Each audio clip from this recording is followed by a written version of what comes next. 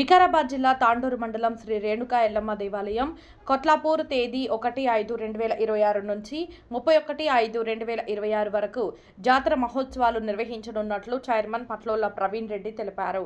ఈ సందర్భంగా చైర్మన్ మాట్లాడుతూ జాతరకు వచ్చే భక్తులకు ఎటువంటి ఇబ్బందులు లేకుండా సౌకర్యాలు కల్పించడం జరిగిందని అన్నారు.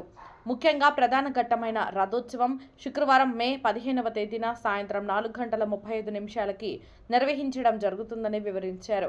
జాతర మహోత్సవాలకు chief whip Mahender Reddy, MLA Manohar Reddy, Karnataka మాజీ మంత్రి అరవింద్ నింబావలి తదితరులు హాజరు కానున్నట్లు స్పష్టం చేశారు.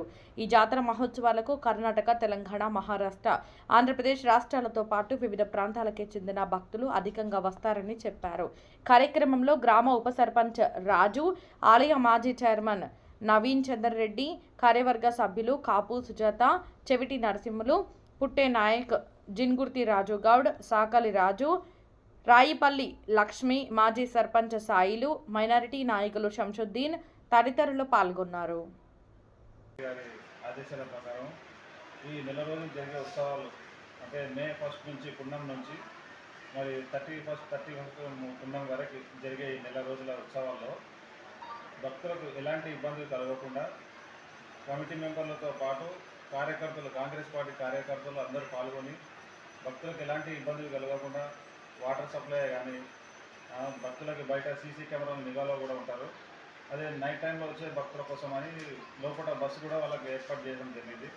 వాళ్ళ కోసమని సిబ్బంది మన కరెంట్ కోర్ట్ సిబ్బంది మన సిఐ గారు అలాగే ఎస్ఐ గారు ఇద్దరు చొరవతో వాళ్ళ నైట్ టైం పెట్రోలింగ్ కూడా జరగడం జరుగుతుంది ఇక్కడ.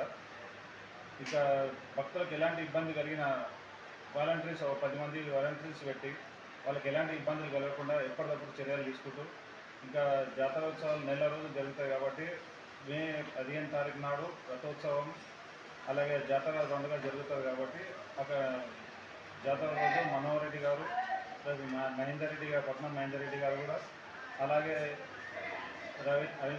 అరవింద్ నింబావలి గారు కూడా ఇక్కడికి విచ్చేయడం జరుగుతుంది కాబట్టి ఆ రోజు అందరూ సిబ్బంది మనకు పోలీస్ సిబ్బంది కానీ పత్రికా విలేకరులు కానీ అలాగే అధిక సంఖ్యలో భక్తులు పాల్గొంటారు కాబట్టి భక్తులు చాలా ఎక్కువ మహారాష్ట్ర, కర్ణాటక, తెలంగాణ ఇతర ప్రాంతాల నుంచి చాలా ఎక్కువ రావడం జరుగుతుంది. అందుకోసం వాళ్ళకి ఎలాంటి సేఫ్టీ లేదా ఎలాంటి ఇబ్బంది ఉన్నా మేము చూసుకోవడానికి హెల్త్ శిబిరం కానీ ఇలాంటి అన్ని ఏర్పాట్లు చేయడం జరిగింది. ప్రతి నెల అమావాస్య పుణ్యానికి నిత్య అన్నదానం జరుగుతుంది కాబట్టి అధిక సంఖ్యలో భక్తులు పాల్గొనాల్సిందే కోరుతున్నాం.